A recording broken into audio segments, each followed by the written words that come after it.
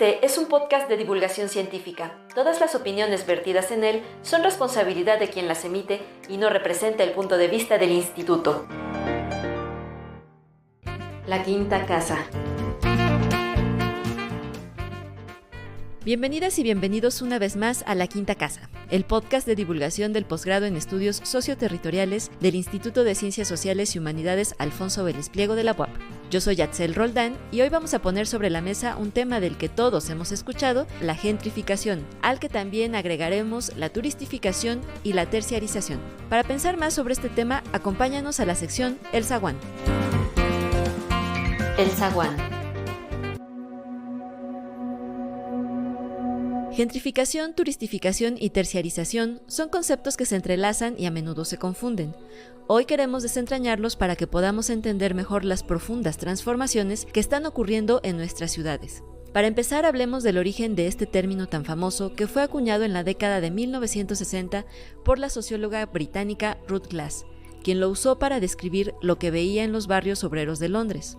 Ruth notó cómo personas de la nobleza de tipo medio y bajo y los hombres libres terratenientes, a quienes se les englobaba en la categoría gentry, se mudaban a barrios de clase trabajadora. Esto disparó los precios de las propiedades y a la larga terminó por desplazar a los residentes originales de bajos ingresos. La gentrificación en esencia es un proceso de cambio socioeconómico y demográfico donde un barrio se aburguesa o elitiza expulsando a la población local original. Es un cambio de la composición social del lugar. Esa es la clave, el cambio de composición social.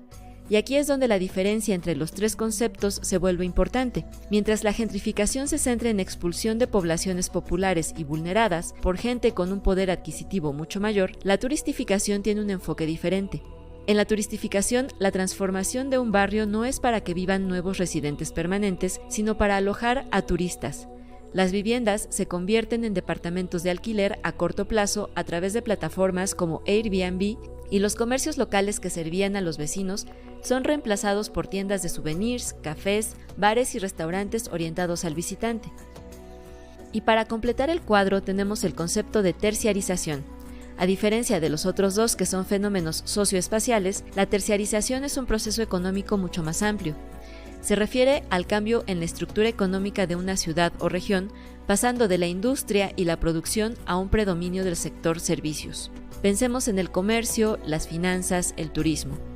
La turistificación y la gentrificación no son más que las manifestaciones concretas de esta tendencia en el espacio urbano, pero la terciarización es el gran motor económico que lo facilita.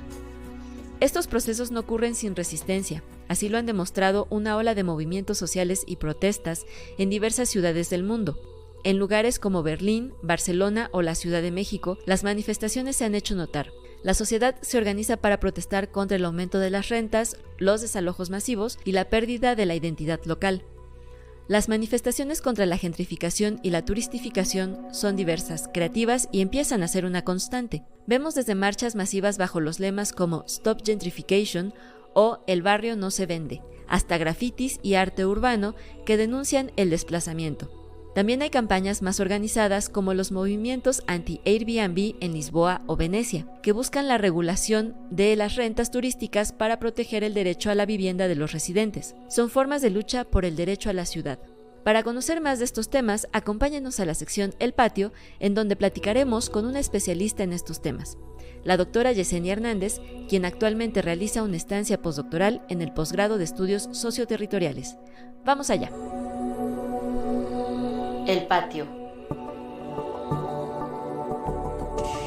Hola, ¿qué tal? Muy buenos días, buenas tardes, buenas noches, buenas madrugadas, no importa la hora en la que nos estén escuchando. Y hoy tenemos como invitada a una doctora que está haciendo su estancia postdoctoral en nuestro Instituto de Ciencias Sociales y Humanidades Alfonso Vélez Pliego, que nos va a hablar precisamente de este tema tan socorrido últimamente, porque yo creo que es un fenómeno que ya es evidente y que está afectando a muchas poblaciones alrededor del mundo, y Puebla no es la excepción. Este interesante tema, difícil difícil tema que es la gentrificación, y ella es la doctora Yesenia Hernández García, con quien tenemos el gusto de platicar hoy. Hola Yesenia, ¿cómo estás?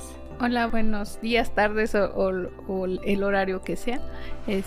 Yatzel, gracias por la invitación. Estamos aquí para un poco hablar sobre el tema y afortunadamente es un tema que ha venido mucho en moda, por decirlo así, digámoslo así, pues los últimos años. Entonces hay mucha información, o sea, si tú le pones en el Google gentrificación, pues seguramente vendrán muchas opciones, muchos documentos y hay de todo. Entonces igual las personas, si tú les preguntas qué es la gentrificación, muchas ya saben por lo menos ese concepto, ¿no? Sí, ya tienen idea, ¿no? Ya Instagram, demás han permitido que se acerque este tipo de información. Pero antes de entrar en tema, queremos que nos cuentes, nosotros somos chismosas de inicio, entonces quisiera saber tú qué estudiaste, cuál es tu formación y cómo es que llegaste a la investigación. Bueno, de licenciatura soy diseñadora urbana ambiental, que es en la UAP, y un poco, digamos, ahí nos enseñaban lo que es el diseño, más el diseño de espacios públicos, de ciudades, de asentamientos humanos, digámoslo así, y un poco la planeación, pero es un poco. Entonces, lo que a mí me gustaba o me llamaba más la atención era la planeación. Entonces, después pues ya me fui a lo que fue la maestría en urbanismo en la UNAM. Pero antes de eso, digamos que en el Inter, yo hice mi servicio social aquí en el centro histórico, porque me llamaba un poco la atención lo que eran las áreas patrimoniales, ¿no? Entonces, había ahí un servicio social que era con el doctor Carlos Montero. Entonces, mi servicio social lo hice con él y era pues caminar el centro, hacer un levantamiento de usos de suelo, que fue como una de las actividades que empecé a realizar, y pues ahí te das cuenta de muchas cosas, ¿no? Entonces el centro histórico me fue un poco hipnotizando por muchas cosas, ¿no? Entonces me llamó mucho la atención pues las zonas históricas desde ahí. Entonces dije, pues sería como algo interesante irme por ese lado. Entonces ya en la maestría en urbanismo pues ahí te enseñan igual un abanico de muchas posibilidades, y lo interesante de esa época es que pues me vinculé con muchas personas de muchos ámbitos, ¿no? No solo eran diseñadores urbanos, que es lo que era yo, sino eran antropólogos, eran psicólogos, eran trabajadores sociales, economistas, o sea, era un mundo que estaba en el urbanismo con muchas visiones que tú dices, pues yo no había visto el urbanismo desde esa mirada, ¿no? Entonces fue una etapa muy rica, además que fue en Ciudad de México, que también es un laboratorio urbano interesantísimo. Allá estuve los 2 años y ya no me quería regresar por muchas cosas, porque una de esas era el transporte, que yo decía, con 5 pesos yo puedo ir a cruzar la ciudad, ¿no? Entonces me enamoré de su transporte público y también me gustó mucho la ciudad, ¿no? O sea, culturalmente también es muy interesante. Y ya después, pues yo seguía vinculada aquí con el doctor Carlos Montero en proyectos de investigación. Entonces, aunque estaba yo estudiando allá, aquí seguía yo trabajando proyectos de investigación. Entonces me gustaba como un poco la investigación, y digamos que hay un poco el interés de seguir proyectos que aquí desarrollaba con de fondos mixtos de CONACYT. Entonces pues siempre así vinculando, y después, tiempo después, pues ya estudié la maestría. Como sentí que era importante no irme de corridito estudiando, sino un poco irme involucrando en pues trabajos ya sea de investigación o trabajos profesionales. Entonces siempre dejé como 4 años, 3 años entre uno y otro, y ya después estudió el doctorado en estudios urbanos en la UAM Azcapotzalco. Entonces ahí también pues también son mundos distintos.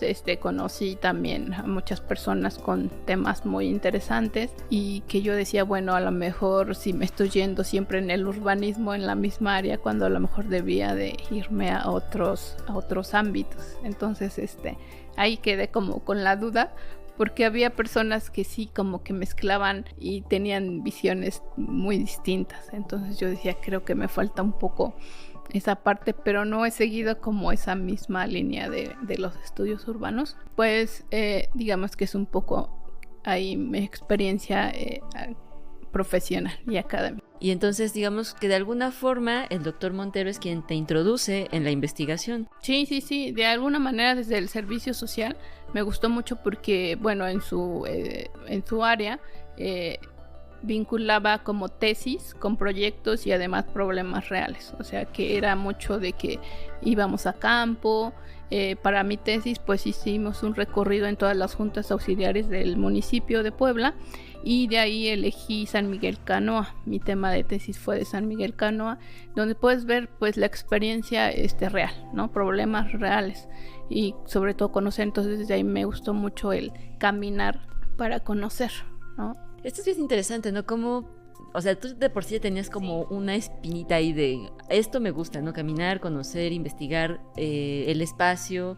Supongo que después empezaste también con las interacciones entre sujetos en el espacio urbano, pero hay profesores que te avientan al ruedo sin que tú lo estés pensando tan profundamente, ¿no? Y creo que el doctor Montero, de quien tenemos también una entrevista en 1 o 2 capítulos anteriores, vayan a buscarlos, es una persona que ha promovido mucho la investigación en la ciudad, creo principalmente en Puebla, en estos lugares que es, bueno, el centro histórico, que es uno de los patrimonios más importantes, ¿no? Del estado, y al mismo tiempo te permite esta idea, ¿no? De sí es importante la investigación, pero es necesaria la implicación comunitaria, ¿no? Porque no es nada más llegar, como tomar datos e irte, sino también tratar de dejar algo o expresarle algo a la comunidad que no darles que no haya visto, que no conocía, o que es muy importante para ella también, ¿no? Y eso creo que lo permite mucho el doctor Montero. Sí, sí, claro. También es importante pues la teoría y la práctica, ¿no? Porque a veces dices, bueno, dice esto, pero no necesariamente tiene que, o es así en el mundo real, ¿no? Y a veces pues se contradice, pero no es que esté mal, es que a lo mejor cuando ellos lo hicieron pues fue de una forma, pero ahora pues como todo es cambiante, se transforma y todo pues es distinto, ¿no? Claro, eso creo que a veces no dejamos de lado de la ciencia, ¿no? Pareciera que la ciencia es algo estático, pero al final la ciencia, el conocimiento es un cambio constante precisamente por lo que dices, ¿no? Este contraste entre, bueno, yo hice esto en este momento, en esta situación, y tal vez las condiciones cambian y entonces ya no vas a encontrar lo mismo, pero eso es lo rico y creo que ciencias experimentales y sociales y humanidades es la misma condición, ¿no? O sea, no es que la física se haya quedado en la física clásica de siglo XV, XVI, sino que se modifica igual que la sociología, la antropología, los estudios urbanos de tal vez siglo XIX y se van modificando, ¿no? Eso es creo que también muy interesante. Ya, estudiaste licenciatura, maestría, doctorado, sigues en la cuestión urbana. ¿Y cómo decides un postdoctorado y qué tema estás haciendo? Bueno, después de que terminé el doctorado, dije, bueno, ya estudié, ahora pues vamos a un poco a poner en práctica todo lo que conozco o sé, ¿no? Para un poco poder contribuir. Entonces me fui como a las áreas de pues la administración pública. Yo no tenía ninguna experiencia, entonces dije, pues vamos a ver por ahí, ¿no? Entonces estuve 4 años en la gerencia del centro histórico y bueno, pues es otro ambiente, otra forma de trabajo. Y bueno, después de eso dije, creo que un poco terminé agobiada por el tema de la administración pública y dije, no, creo que ahora es momento adecuado para estudiar el postdoctorado. Antes de que sigas, para aquellos que no saben, porque creo que lo hemos mencionado en algunos otros capítulos, ¿qué es la gerencia del centro histórico? La gerencia del centro histórico es una dependencia que es municipal y que es dependiente de la Secretaría de Desarrollo Urbano. O sea, no es como tal una secretaría, sino que depende de desarrollo urbano. Y es un área que crearon exclusivamente para el centro histórico. O sea, recordemos que como el centro histórico pues, tiene varias declaratorias, vieron como un área de oportunidad crear un área que se enfocara a las necesidades del centro histórico. Y por eso nace la gerencia del centro histórico en el 2015. Entonces, pues de alguna manera atiende muchas cosas, sí, pero como que le faltan herramientas para ser un poco más independiente. ¿Por qué digo esto? Porque como tal no puede actuar la gerencia, sino que es más como un órgano gestor. Que si tú le dices, pues hay basura en el centro histórico, no lo atiende propiamente la gerencia, sino manda el reporte al sistema operador de limpia y pues ya el sistema operador de limpia lo atiende cuando pueda, ¿no? Y lo mismo pasa con infraestructura, o si la calle está mal, pues manda el reporte a la Secretaría de Infraestructura. Y así, entonces, pues no pueden en realidad hacer mucho, sino nada más gestionar, ¿no? Okay, es un observador, digamos, y plantea algunas posibilidades de respuesta, pero no da la respuesta. Sí, y digamos que es el especialista, porque ahí hay especialistas que dicen, bueno, si vas a pavimentar o vas a trabajar la laja de las banquetas, de no sé qué, cómo hacerlo, ¿no? Si vas a pintar una fachada, ¿cómo lo vas a hacer? O sea, es como te dice cómo hacerlo también. Entonces es más como especialista de cómo tratarlo. Igual en los eventos que hay en el Zócalo o en algún área del centro histórico, igual a las dependencias o a quien vaya a hacer ese evento, les dice, estas son las recomendaciones de cómo debes poner una lona, cómo puedes hacer esto, tal, ¿no? Entonces es más como cuidar el centro histórico, pero sí creo que faltan muchas cosas. Igualmente cuando hay, por ejemplo, obras de que... cuando pintan una casa o están haciendo algún arreglo a una casa, ya sea al interior, tienen que solicitar permiso a la gerencia del centro histórico, que es la dependencia municipal, al INA, al centro INA y a desarrollo urbano. Entonces, si no tienes ese permiso, pues estás actuando, digamos, de forma irresponsable, ¿no? De alguna manera, quien puede suspender así directamente es la Secretaría de Desarrollo Urbano. La gerencia, pues, no tiene esa habilidad, y igual le reporta, o sea, le manda el reporte y de aquí a que vaya, cuando pues pueden actuar directamente, ¿no? Entonces sí es como que un poco es esa que no tiene pues ese respaldo jurídico o herramienta para actuar, ¿no? Ok, bueno, entonces llegamos ya al postdoctorado. ¿Y cuál es el tema específico que estás trabajando? Bueno, estoy un poco trabajando las dinámicas que ocurren en el centro histórico de Puebla. Dinámicas y me he enfocado más en la gentrificación, pero también un poco vinculando con la renovación, porque es parte, digamos, de ese proceso en donde pues cuando hay renovaciones públicas o privadas, pues siempre qué pasa, ¿no? Entonces es un poco este proceso que lleva a algo, ¿no? Y ahora sí, ¿cómo definirías tu gentrificación para, digamos, en palabras sencillas para que todo el mundo lo comprenda? Parte también de esta investigación pues es un poco buscar en la teoría, en autores que han estudiado pues desde los años 60 este fenómeno, y no solo aquí en México sino en otras ciudades del mundo.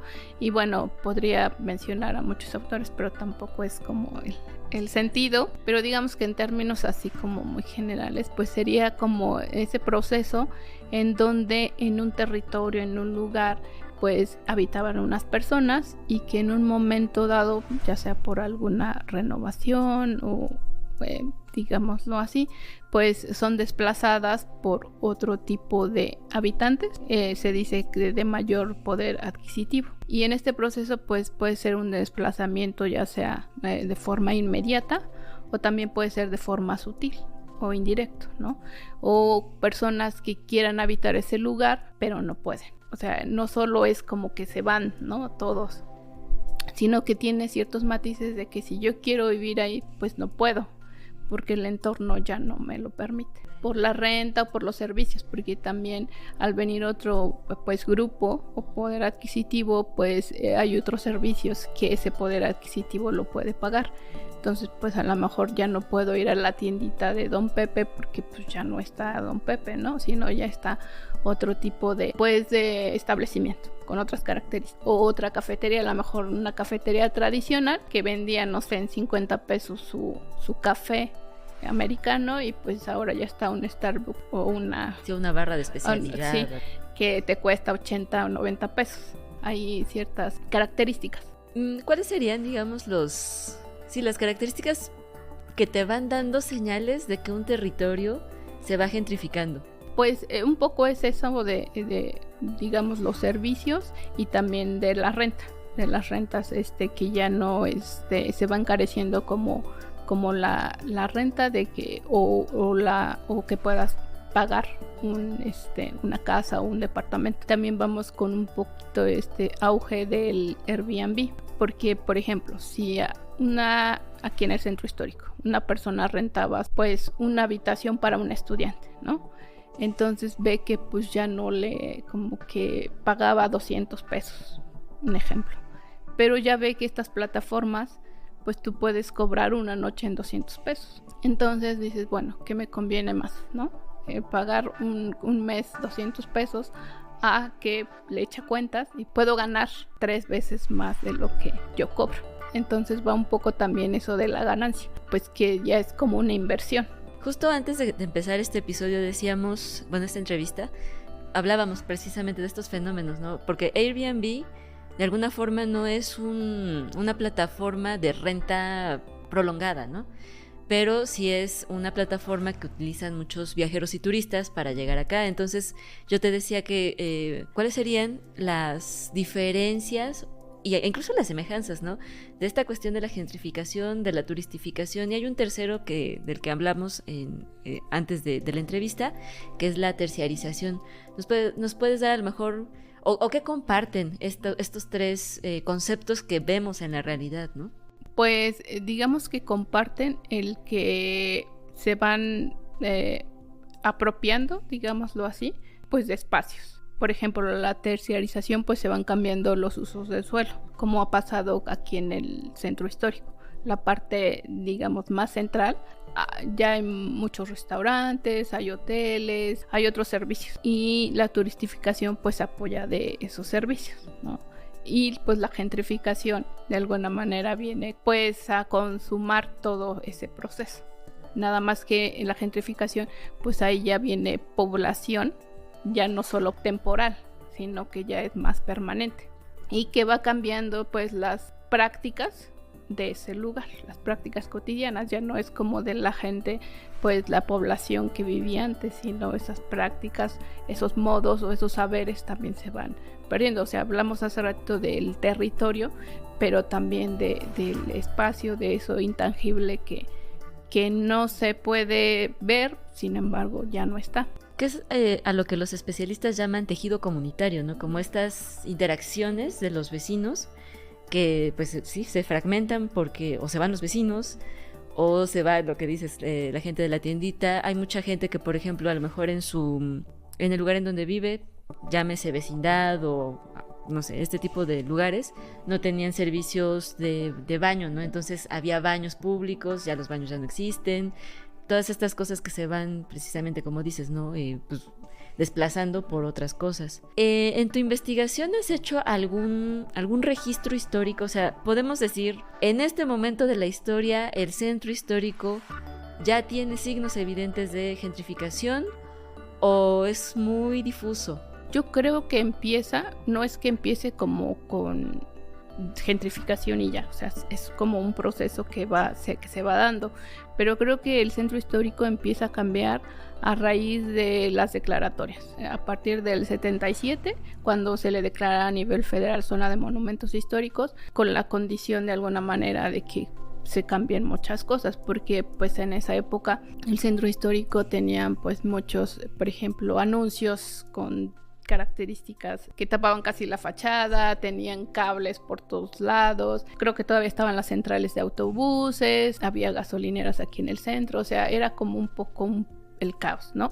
Entonces, digamos, el caos para quién, no lo sé, pero bueno, tendrían que mejorar todas esas condiciones. Entonces, a partir de ahí, pues se dan muchos cambios. Los usos del suelo igual cambian, habría que mejorar todas esas condiciones. Entonces, creo que a partir de ahí es que el centro histórico empieza a cambiar. Después, pues se le da 10 años después, en el 87, se le declara como Patrimonio de la Humanidad. Eso también viene a reforzar, pues, este cambio. Y vienen igual nueva reglamentación de que puedes hacer esto, puedes hacer lo otro, que ya no puedes meterle la mano al inmueble, así como así, ¿no? Entonces viene como la reglamentación de que tienes que sacar permiso para esto, para lo otro. Vienen así como muchas cuestiones en cuanto a eso y pues también habría que prepararnos para que llegara ese turismo, porque ya somos Patrimonio de la Humanidad, entonces tenemos que tener las condiciones en restaurantes, hoteles, museos y para que venga el turismo. Entonces ahí es cuando empieza como un poco más esa transformación. Y luego pues el proyecto Angelópolis, ¿no? Que pues de alguna manera también transforma una parte del centro histórico. En estos recorridos que has hecho, porque entiendo que también mucha de tu investigación es eso, ¿no? Caminar, ver, observar. ¿Qué has visto y cuáles son como los puntos, como los focos rojos, ¿no? De esta gentrificación en el centro histórico, en los puntos que tú has observado? Un poco empezamos con este tema de la gentrificación por ahí del 2000, a lo mejor 2017, 2018, 2019, porque de hecho en esa época sacamos de páginas de internet, sobre todo lo de venta y renta de inmuebles en el centro histórico. Todavía era un poco apresurado a lo mejor decirlo a la gentrificación como tal, a lo mejor un poco de miedo también del mismo concepto, ¿no?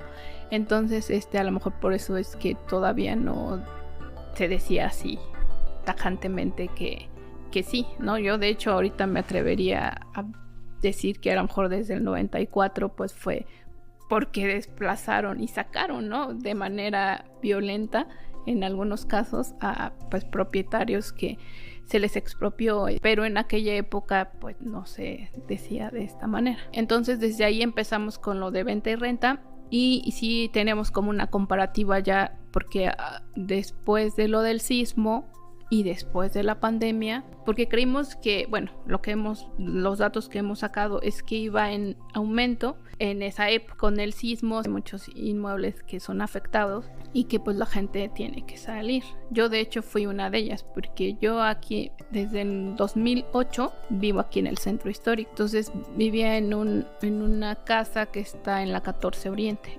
y de ahí pues viví mucho tiempo hasta el 2017 que tuvo algunos daños, no totalmente profundos, digámoslo así, pero sí la señora que me rentaba dijo tenemos que arreglarla. De todas maneras ya tenía como ese proyecto de arreglarla, entonces pues le viene a confirmar que sí lo tiene que hacer. Vivíamos ahí pues como 5 personas, prácticamente éramos, cada una vivía sola y mayores de la tercera edad. Yo era la única persona que ahí pues más o menos joven, digámoslo así, ¿no? Entonces a raíz de eso pues nos dice lo vamos a arreglar y también fue un pretexto de ella porque pues ya quería mejorar, ¿no? Entonces pues ya nos pide que desalojemos, no inmediatamente, nos da algunos meses y ya después pues arregla esa casa y ahorita es totalmente para renta en plataforma y seguramente hay muchos casos que casas que se quedaron así dañadas porque no tuvieron los recursos para arreglarlas y de esos podemos sacar muchos ejemplos de casas que quedaron así a partir del sismo del 2017. Entonces lo que notamos es que iba en aumento el precio de la vivienda en venta y renta, se detuvo un poco hasta la pandemia. La pandemia vino un poco a detener todo, igual lo de las plataformas de Airbnb, porque también sacamos como las ofertas que había en aquella época de Airbnb y los costos que también iban totalmente en aumento. Y la pandemia viene un poco a detener eso. Y pues a raíz, después de que pase la pandemia 2023, 22, ya pues otra vez como que empieza un poco ese aumento. Pero sí hemos notado que ha tenido como etapas. Y no sé, pensando un poco en el ejemplo de Centro Histórico Ciudad de México, perímetro A, perímetro B, podríamos pensar en delimitaciones dentro de nuestro centro histórico de Puebla, en donde hay mucha más evidencia de este tipo de plataformas y en zonas en las que todavía de alguna manera, no sé si la población resista o hay algo que resista y no permita que haya este tipo de cambios tan evidentes. Pues no sé si la gente no lo permita, yo creo que al contrario, ¿no? Porque pues es una ganancia como lo comentaba. Por ejemplo, si una mujer o una pareja ya mayor de edad que habita en el centro histórico y tiene un gran espacio que puede, pues digamos, ganar por rentar un cuarto que tenga, pues lo va a hacer, ¿no? Y si ve que esa ganancia puede ser mucho mayor en una plataforma, lo va a hacer con mayor razón. Entonces, de hecho, con datos del censo del 2020, si se hace como en porcentajes, en la vivienda, de total de viviendas particulares, es como un, por aquí tenía el dato, vengo un poco preparada. Sí, viviendas particulares habitadas es aproximadamente el 70%, deshabitadas está el 18.1% en todo el centro histórico, y viviendas de uso temporal, porque esos ya los tiene los datos del INEGI, es el 10%. Ok, digamos que sigue siendo poco, pero al final pero sí va es... en aumento. Ajá. Uh-huh. Y Ok. digamos que es lo registrado, porque habrá cosas que todavía, o sea, que no están registradas, ¿no? Como tal. Claro. Abuelo de pájaro, yo puedo decir que la zona norponiente casi siempre es como esta zona, digamos, ruda, ¿no? Porque están los vendedores en vía pública, porque hay todavía, no sé, desde mi percepción, mayores dinámicas de vida cotidiana, ¿no? Está la tiendita, están la venta de molotes, los puestos de memelas, en la noche todavía ves uno que otro puesto de molotes, de pelonas y demás, cosa que no pasa como de la 6 Oriente para el lado de los sapos. O sea, para mí esa es como la zona fresa del centro histórico, y la otra zona es como la zona en donde, por ejemplo, tú encuentras mercancía muy barata para gente que la requiere, ¿no? Incluso los barrios también pareciera que tienen una ligera diferencia, ¿no?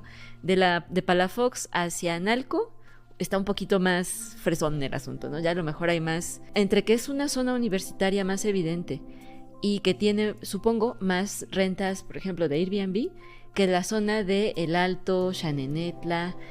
O sea, sí, digamos que mi percepción es correcta, o es solamente como como prenoción. Es correcta, sí. De hecho, donde hay más, digamos, oferta es en la parte central. Otra vez volvemos a la parte central, y en algunos barrios se ha visto como el aumento un poco en Analco.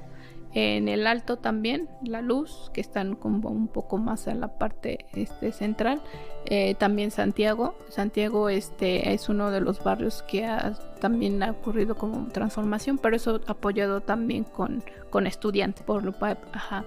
Entonces pues también es uno de los barrios, por San Sebastián, San Miguelito también. De hecho son de los San Sebastián, Santiago, San Miguelito, son de los barrios que han tenido mayor despoblamiento, y ha habido más ingreso de gente que viene por estudiar o por turismo, por su cercanía de La Juárez, o por otros, a lo mejor también por algo del trabajo. Entonces ahí digamos que tendríamos un fenómeno más de turistificación, terciarización, más que de gentrificación todavía, ¿no? Porque no hay residentes tal cual. De hecho, en nuevos. Población es poquita la que está. Ajá, porque sí, cuando no hay clases, Santiago está vacío. Y ¿cómo ves esto de los nombramientos de los barrios mágicos, ¿no? Ahora que tenemos 3 barrios que comparten este nombramiento, a la larga, ¿cómo ves este tipo de, pues sí, de implementación de nombres bonitos que tienen como consecuencia a lo mejor algo no tan padre, ¿no?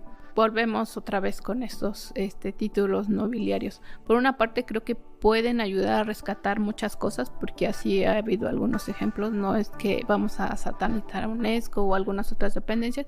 Creo que han ayudado en algunos casos a proteger, por ejemplo, si una lengua está desapareciendo, alguna tradición, etc.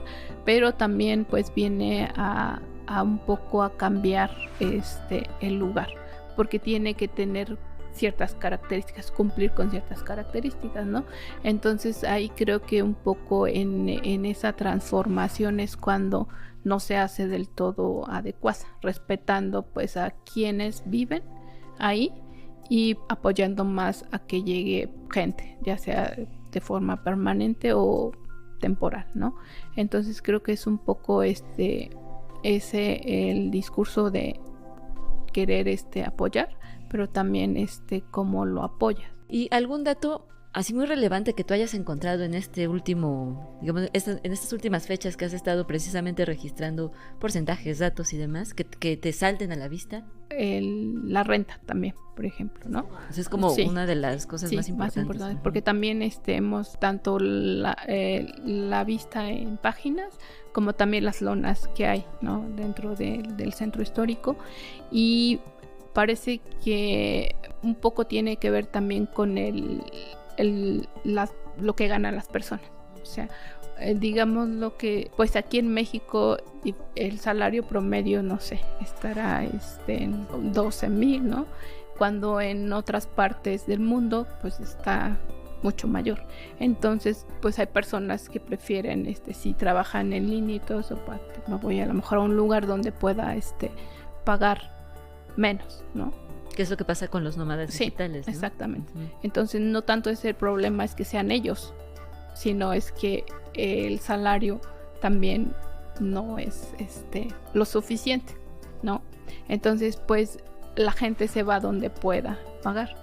Y donde generalmente pueden pagar, pues es en las zonas periféricas o en otros lugares donde es más accesible para ellos. Sí, justo ahorita que decías esto de lo que mencionábamos de los nómadas digitales, ¿no? Pareciera que la gentrificación es un estar en contra de el extranjero, pero realmente no es eso, ¿no? Es estar en desacuerdo con una estructura desigual en donde, pues sí, los que ganan más y tienen más pueden ahora ocupar zonas que habían sido deshabitadas por ellos mismos, porque no olvidemos que la traza de la ciudad era al final estaba vinculada con un poder adquisitivo mayor, ¿no? Entonces ahora pareciera que regresan para hacerse de estos territorios. Sí. Y sobre todo eso que cambia, como un poco cambia ese espacio, esa estructura, y que también nos ponemos a pensar, pues, ¿quién va a poder pagar, por ejemplo, en un departamento aquí en el centro histórico? Que dentro de las ofertas encontramos como varios tipos hasta 25,000 pesos mensuales. Pues obviamente no se puede, ¿no? O sea, es como el tope que han encontrado hasta el momento, sí. 25,000. ¿Cuál es el más barato lo que han encontrado? Bueno, de los más baratos que hemos encontrado es que hay como distintos tipos. Uh-huh. Por ejemplo, de los tipos que hemos encontrado es casa, que es una casa completa, departamento amueblado, y el loft, el tipo loft que le dice, ¿no? Entonces, el año 2019, el mínimo en casa, en renta, encontramos 40,000 pesos en renta. El máximo 250,000. Híjole, ¿quién gana 250,000? No, pero aparte de eso, pues va más enfocado como una escuela, como negocio, un restaurante, ¿no? Un hotel. Claro. ¿no? O sea, hasta eso también va como dirigido a ciertos usos, no vivienda. Sí, incluso te lo ponen, ¿no? Renta para escuela u oficina. Sí, exacto. En departamento encontramos el mínimo en 2019, 4,500. Ahorita en 2025, 3,900. Y el máximo en 2019 en 21,000 y ahorita en 2025 en 28,000 pesos. Están carísimos, ajá. Sí. Y son departamentos. Y de loft, que también es como ese lenguaje, ¿no? Ya como más moderno, más bueno, no sé. Sí, como más de caché, ¿no? Sí, perdón, otra vez mi anacronismo. Pero es que sí pareciera que el loft suena como muy elevado, sí, pero al final es un cuarto, ¿no? Sí, o sea, adaptado en Tapanco a lo mejor, o que puedes tener ahí todo. Sí, ¿no? Sí. Hasta 32,000 pesos encontramos. Son carísimos. Sí. Y lo que dices, ¿no? O sea, como hay rentas desde 3,000, un departamento, hasta cosas muy, muy elevadas. Entonces, sí, la diferencia de precios es muchísima. O sea, entiendo también que todavía no hay una constante en el centro histórico en la que todos los departamentos estén en 32,000 pesos, ¿no? No, hay algunos. Pero sí son muy caros, es mucha la diferencia. Y regresando un poco a esta cuestión de las dinámicas sociales, ¿tú cuáles crees que son en este momento las, pues digamos, las maneras en la que el centro histórico sigue resistiendo esta turistificación y esta gentrificación? Pues yo creo que mayoritariamente en los barrios, donde todavía hay población, que de alguna manera pues viene a dar como ese sentido de centro histórico actualmente, ¿no? Porque bueno, si vemos algunas personas pues van con esta experiencia de ver cómo viven las personas, cómo son, etcétera, o sea, como más la experiencia directa. Pero pues ahora ya eso ha cambiado un poco, ¿no? Hay personas que ya pues, vienen solo a ver el museo, vienen a ver por ejemplo, es épocas de chiles en nogadas, ¿no? o en épocas específicamente. Día de Muertos, esas cosas, ¿no? Sí. Entonces yo creo que el barrio es el que todavía le da sentido, y sus prácticas, sus festividades todavía, ¿no? Que todavía de alguna manera persisten, y aunque menos, pero todavía quedan un poco ahí. Y bueno, finalmente, Jess, digamos, con toda ya esta experiencia que tienes, ¿no? ¿Cuál sería tu deseo para el centro histórico en este momento de la vida? Pues yo creo que dieran la vuelta las autoridades, porque creo que también mucho de esto depende de las autoridades, de cómo van creando sus proyectos y sus discursos, porque muchas veces dicen vamos a rehabilitar, renovar o mejorar, pero va un poco el discurso para quién lo van a mejorar y para quién lo van a renovar. Entonces un poco es que esas decisiones, porque al final son decisiones que van directamente a un territorio y que tienen un impacto, que esas decisiones pues tengan mayor influencia en las personas que habitan. O sea, si van a mejorar un lugar, que sean para las personas, no para pues el que va a arreglar la casa, mi amigo el desarrollador inmobiliario que va a poner un restaurante, que pues se tiene que mejorar el entorno del lugar y ya, ¿no? Sino que sea el impacto mayor a las personas que habitan ahí, y que pues ya no se sigan yendo, porque pues casi cada censo va disminuyendo la población. Entonces creo que sería como evitar que se sigan yendo y apoyarlas para que ellos permanezcan ahí, porque muchas veces también las personas es que ya pues si tienen un antro, tienen otros usos que ya van como un poco chocando con la manera en cómo habitaban antes, a lo mejor su tranquilidad y todo eso, pues deciden irse, ¿no? Entonces son muchas maneras de desplazar, no solo es de forma así, sino hay otras directas, sino hay otras sutilezas que dicen, no, pues yo mejor me voy a vivir a otra parte porque aquí pues ya no es lo que era antes, ¿no? Entonces creo que sería un poco ver hacia las personas que están y realmente ver su mejora y no solo beneficios particulares. El Arco. Para terminar con otra temática del mismo asunto, ¿tú qué recomendarías leer de manera general a alguien a quien le interesa este tema? ¿Algún artículo o algún libro que tú digas, seguramente con esto pueden ahondar en alguno de los temas que hemos visto? Pues hay mucha bibliografía, como te comento. Está pues Daniel Diernos, que es uno de los que ha estudiado también mucho tiempo tanto gentrificación como turistificación. Entonces hay muchos ejemplos y ciudades, sobre todo también investigaciones que ha hecho. Entonces creo que puede ser uno de los autores como básicos que se puedan leer. También Jorge Sequera, me parece que sacó hace poco un libro de gentrificación. También podría ser como uno de los ejemplos. Bueno, hay muchos. O sea, si ustedes le ponen ahí, creo que hasta la ONU también ha sacado mucho de gentrificación. O sea, hay mucho material sobre el tema. Ok, entonces en el enlace de este episodio les dejamos algunas opciones para que ustedes vayan a consultar si están interesados en el tema, porque sí, realmente es una problemática complicada, compleja, que tiene diferentes aristas, diferentes modos de verse, y que, bueno, si les interesa pueden ahondar en este asunto. Jess, muchas gracias por estar aquí y pues esperamos tenerte en algún otro episodio. Muchas gracias.